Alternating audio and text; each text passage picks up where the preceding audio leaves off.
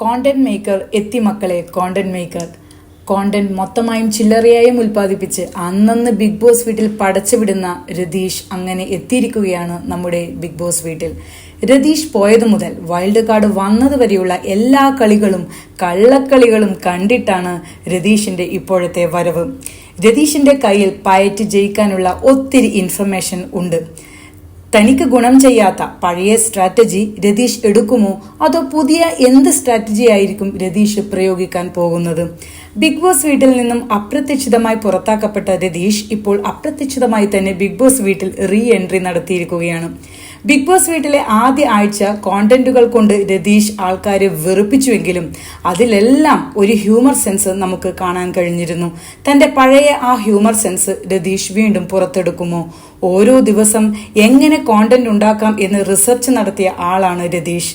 അദ്ദേഹം അന്ന് പ്രതീക്ഷിക്കാതെ പടിയിറങ്ങിയപ്പോൾ ആ മുഖത്ത് ഒരു വേദന പോലും അദ്ദേഹം കാണിച്ചിരുന്നില്ല. അനാവശ്യമായി ഇന്റർവ്യൂ കൊടുത്തതുമില്ല.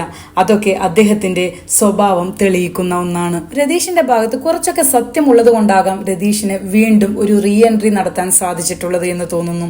ബിഗ് ബോസ് വീട്ടിൽ വീണ്ടും തിരിച്ചെത്താൻ സാധിക്കുന്നതും ഒരു ഭാഗ്യം തന്നെയാണ്.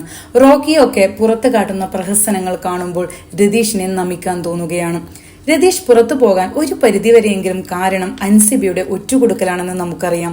അൻസിബയുമായി ഒരു യുദ്ധം രതീഷ് പ്രഖ്യാപിക്കുമോ? ജിൻഡോയുടെ കൂടെയാണ് രതീഷ് ബിഗ് ബോസ് വീട്ടിൽ ഗെയിം കളിച്ചത്. അതേ ജിൻഡോ തന്നെയാണ് രതീഷിനെ കൺഫെഷൻ റൂമിൽ നിന്നും ഇൻവൈറ്റ് ചെയ്ത് കൂട്ടിക്കൊണ്ടുവരുന്നതും. ഇവർ രണ്ടുപേരും ഇനിയും ഒന്നായി നിന്ന് കളിക്കുമോ? അതുപോലെ മറ്റു മത്സരാർത്ഥികൾ എങ്ങനെയാണ് രതീഷിന്റെ വരവിനെ കാണുന്നു എന്നതും പ്രസക്തമായിട്ടുള്ള ഒരു കാര്യമാണ്. വരും ആഴ്ച സംഭവ ബഹുലമാക്കാൻ രതീഷിന് കഴിയുമോ?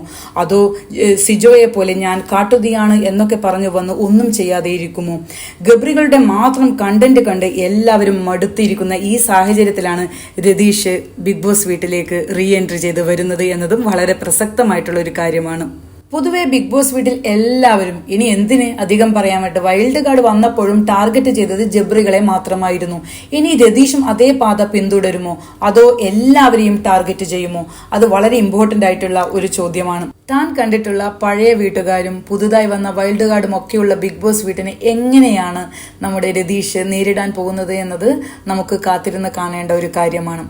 രതീഷ് ബിഗ് ബോസ് വീട്ടിലേക്ക് റീ എൻട്രി നടത്തുമ്പോൾ പ്രേക്ഷകരുടെ മനസ്സിൽ 1000 ക്വസ്റ്റ്യൻസ് ഉയരുകയാണ്. അതിനൊക്കെയുള്ള ഉത്തരം അടുത്ത ആഴ്ച നമുക്ക് കിട്ടുമെന്ന് പ്രതീക്ഷിക്കാം. നന്ദി, നമസ്കാരം.